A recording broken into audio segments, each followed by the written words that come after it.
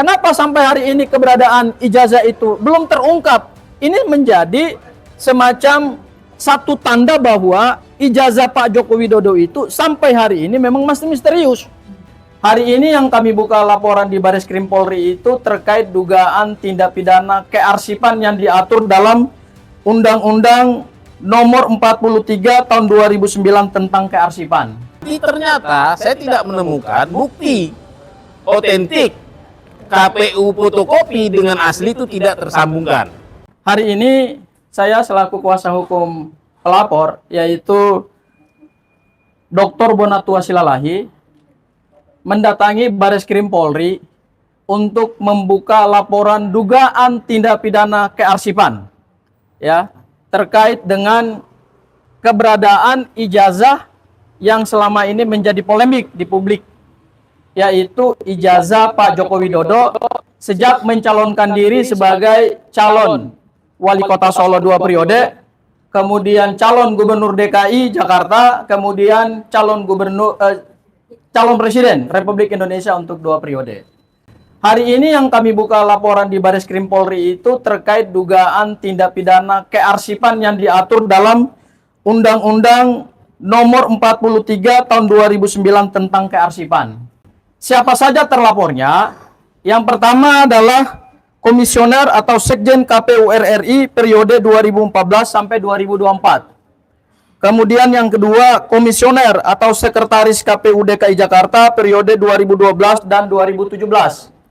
Kemudian yang ketiga, Kepala Arsip Negara Republik Indonesia periode 2012 dan 2024. Kemudian pejabat Kepala Dinas Perpustakaan dan Kearsipan Pemprov DKI Jakarta periode 2012 dan 2017. Kemudian pejabat Kepala Dinas Perpustakaan dan Kearsipan Pemkot Surakarta periode 2005 sampai 2015. Dan yang terakhir adalah Komisioner dan Sekretaris KPU Kota Solo 2005 dan 2010. Yang kami laporkan itu ada 4 pasal. Yang pertama adalah pasal 83 Undang-Undang Kearsipan terkait dengan dugaan tindak pidana kearsipan. Kemudian juga pasal 86 Undang-Undang Kearsipan, pasal 55 tentang penyertaan dugaan tindak pidana. Kemudian pasal 56 KUHP, 55 KUHP dan pasal 56 KUHP. Yang kami laporkan ini materi pokoknya adalah mengungkap keberadaan ijazah Pak Joko Widodo yang sampai hari ini belum diarsipkan di dalam Lembaga Kearsipan Daerah dan Kearsipan Nasional atau ANDRI. Kenapa? Berdasarkan Undang-Undang Kearsipan dan kemudian Undang-Undang Pemilu, kemudian juga peraturan KPU, dokumen seorang kepala daerah, dokumen seorang presiden terpilih, setelah melewati batas tertentu yaitu di atas 5 tahun, kemudian kewajiban Lembaga Arsip Nasional dan Lembaga Arsip Daerah adalah harus mengarsipkan itu di dalam kearsipan. Karena arsip itu adalah bagian dari identitas bangsa Indonesia. Arsip itu adalah potret perjalanan sejarah bangsa. Jokowi pernah memenangkan pertarungan gubernur Jakarta melalui pilkada langsung dan memenangkan pemilihan presiden 2 periode yang dipilih langsung oleh rakyat. Tapi sampai hari ini keberadaan ijazah itu belum sama sekali diarsipkan. Kami tidak berbicara tentang keaslian ijazah atau tidak, palsu atau tidak palsu. Tapi yang kami bicarakan adalah kewajiban lembaga-lembaga kearsipan yang harusnya dimulai dari KPUD, KPU RI, menyerahkan dokumen itu kepada Lembaga Arsip Daerah dan Lembaga Arsip Nasional. Kewajiban mereka adalah menjaga dokumentasi ijazah. Kenapa sampai hari ini keberadaan ijazah itu belum terungkap?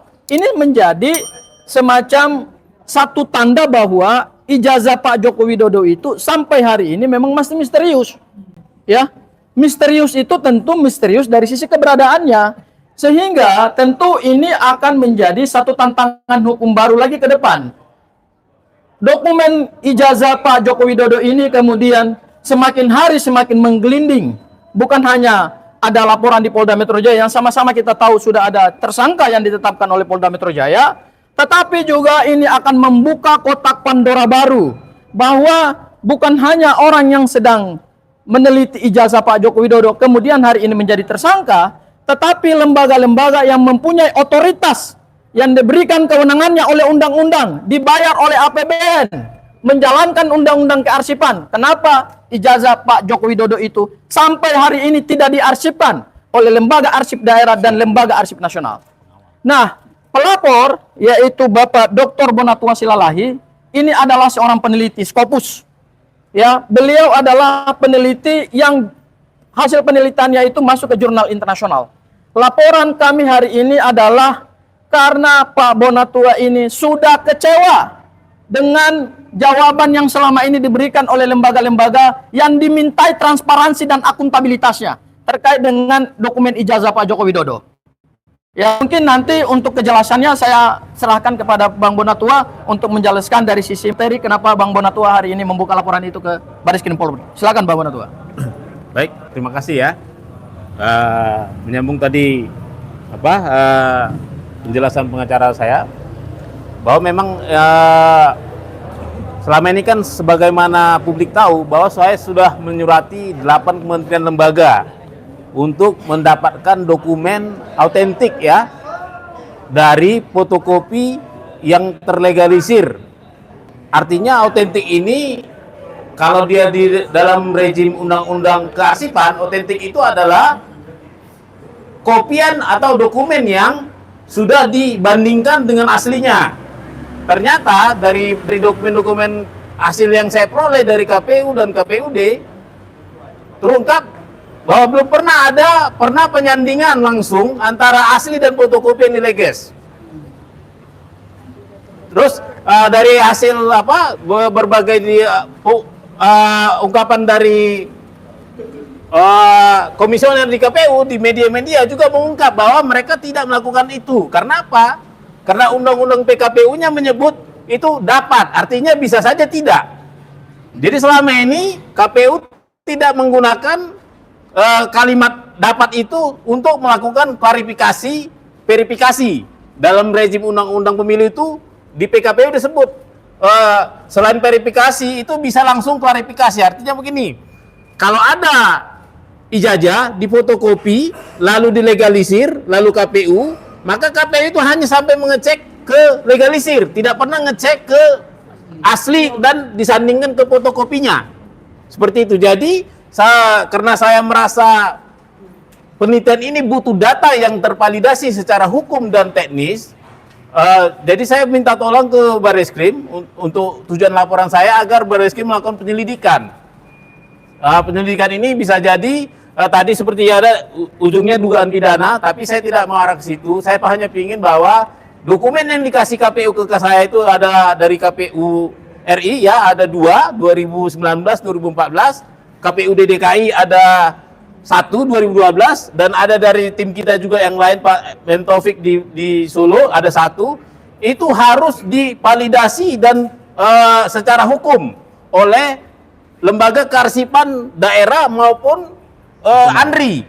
Ya, kenapa? Karena di Undang-Undang ANRI, di Undang-Undang Kearsipan Nasional, kearsipan itu disebutkan setiap ada penyerahan dokumen maka lembaga kearsipan atau ANRI wajib mengautentifikasi dengan menggunakan tenaga ahli yang kompeten. Dan yang tenaga ahli yang kompeten ini adalah arsiparis dan ahli forensik dokumen. Jadi harapan kita adalah semoga ya nanti melalui Mabes Polri ya, Bareskrim bisa meyakinkan publik. Tidak salah juga ya, meskipun terlambat ya, tidak salah juga meskipun terlambat. Ya bisa saja aslinya ditunjukkan sekarang ya. Lalu disandingkan dengan fotokopi yang telah kami kumpulkan. Begitu. Terima kasih. Ya. Ada pertanyaan? Tadi laporannya diterima dari Direktorat mana, Pak? Diterima oleh Direktorat Tindak Pidana Umum, kemudian masuk ke unit 4, yaitu dokumen politik, Dokpol. Ya, nanti kemudian kami akan melengkapi dokumen-dokumen karena tadi sudah ada bukti permulaan. Kemudian penyidik meminta kepada kami untuk kemudian melengkapi bukti-bukti lagi dan kemudian akan kami dijadwalkan untuk bertemu dengan penyidik menyampaikan secara runut dugaan peristiwa hukumnya seperti apa gitu, Mbak. Oh, jadi untuk saat ini LP-nya belum keluar? Sudah diterima oleh pihak Baris Polri ya. sudah diterima dan kami akan melengkapi bukti-bukti dan akan melengkapi dokumen. Boleh ditunjukkan LP-nya, Pak? Kenapa, Mbak? Boleh ditunjukkan ya. Jadi hari ini sebetulnya yang diterima itu bentuknya adalah masih aduan masyarakat ya, masih Dumas. Jadi Pak Bonatua itu posisinya adalah sebagai pendumas ya dalam kasus mengungkap keberadaan ijazah yang kaitannya itu dengan undang-undang arsip. Jadi di undang-undang arsip memang dijelaskan bahwa ada sanksi administrasi tetapi juga ada sanksi pidana. Nah, yang ditempuh oleh pendumas ya dalam hal ini ada Pak Dr. Bonatua Silalahi itu mengambil langkah hukum pidana karena memang ada dugaan peristiwa pidana berupa tidak menyerahkan ijazah Pak Joko Widodo untuk dijadikan sebagai arsip. Kemudian yang kedua, diduga kalaupun ijazah itu sudah diterima dan sudah diarsipkan, berarti ada dugaan menghilangkan dokumen arsip, ya. Karena ini masih berhubungan dengan ramainya ijazah Pak Jokowi yang dibicarakan di publik, ya, sehingga jangan-jangan kita menduga, ya, ada semacam upaya dari lembaga-lembaga yang punya otoritas di bidang kearsipan, kemudian menutupi informasi itu gitu, sehingga keaslian daripada ijazah Pak Jokowi yang menurut Pak Bonatua tadi berdasarkan keterangan dari KPU tidak pernah dilakukan klarifikasi atau autentikasi antara salinan yang dilegalisir dengan fisik ijazah asli. Itu yang menurut KPU tidak pernah dilakukan. Nah, kami mengharapkan dengan adanya upaya hukum pidana yang dilakukan atau ditempuh oleh Pak Bonatua Silalahi ini, Mabes Polri bisa mengungkap keberadaan ijazah asli, kemudian nanti dibandingkan dengan ijazah yang dilegalisir, kemudian nanti dicari apakah ini sudah dilakukan pengarsipan secara layak atau tidak, atau sudah dilakukan perintah undang-undang kearsipan atau tidak. Jadi kita lebih kepada melihat ada kelalaian atau ada dugaan tindak pidana yang dilakukan oleh pihak-pihak yang dilaporkan hari ini terkait dengan menyimpan dokumen ijazah sebagai bagian dari arsip negara. Nah, ini yang akan diungkap dalam laporan Pak Bonatua Silalahi, sehingga ini juga akan menjawab misterius atau keberadaan ijazah Pak Jokowi yang sampai hari ini saja masih misterius gitu, ya, seperti itu, Mbak. Kalau Pak Bonatua, kemudian apa sih Pak yang ditimbulkan karena tidak mendapatkan ijazah dari ATRI ini? Sebelumnya kan Bapak juga udah dapat ijazah dari KPU pusat sama RI. Lalu Pak, ini ada baru-baru ini ada 8 tersangka. Apakah ada kekhawatiran dari Bapak bahwa kasus ini masih soal ijazah Jokowi? Jadi baik, makasih. Saya itu peneliti yang masih statusnya hipotesis. Kalau teman-teman yang jadi tersangka mungkin Pak RT kan berulang kali disebut di media mereka sudah ada tesis, ya. Jadi tesis mereka sudah ijazah 99,9% palsu. Kalau saya hipotesis saya ijazah itu tidak ada, ya. Hipotesis ini bisa diterima, H0 diterima, ya. Jika ternyata saya tidak menemukan bukti otentik KPU fotokopi dengan asli itu tidak tersambungkan, itu diterima. Kalaupun nanti ternyata bisa ada, berarti hipotesis saya ditolak. Artinya itu ijazah ada. Terserah nanti apakah ijazah itu ada lagi peneliti selanjutnya yang meneliti asli atau tidak, itu domain mereka. Tapi kami di sini dalam rangka akademis hanya sampai pada mengungkap ada atau tidak saja. Begitu. Kan itu udah Bapak dapatin di KPU RI sama KPU daerah.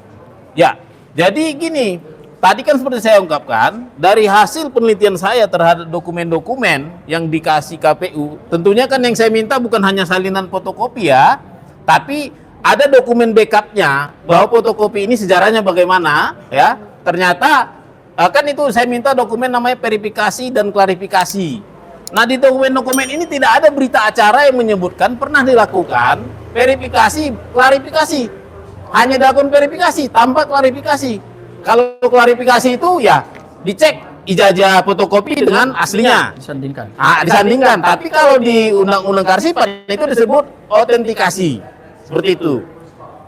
Dan tidak tersimpan di lembaga kearsipan, Bang. dan tidak tersimpan. Dan uniknya memang sampai saat ini ya, baik itu lembaga kearsipan Daerah. Kota Solo, Surakarta, lembaga kearsipan DKI Jakarta, dan ANRI mengaku tidak memilikinya. Seharusnya ini kan dokumen menurut Undang-Undang Kearsipan 5 tahun itu seharusnya sudah diserahkan ke lembaga kearsipan daerah atau ke ANRI, seperti itu. Penetapan tersangka 8 orang itu Bapak ada kekhawatiran gitu, Pak? Jadi ini adalah apa ya, missing piece ya di sini. Kalau nanti depannya ada, ya kan, dan tidak sah dong yang 8 itu ya, di tahun depan. Tapi kalau ada, maka tahap berikutnya adalah benar nggak tesisnya teman-teman RT, tesisnya itu palsu? Kan pertanyaannya palsu atau tidak? Maka itu akan menjadi, ini akan menjawab potongan-potongan puzzle tadi, seperti itu. Oke.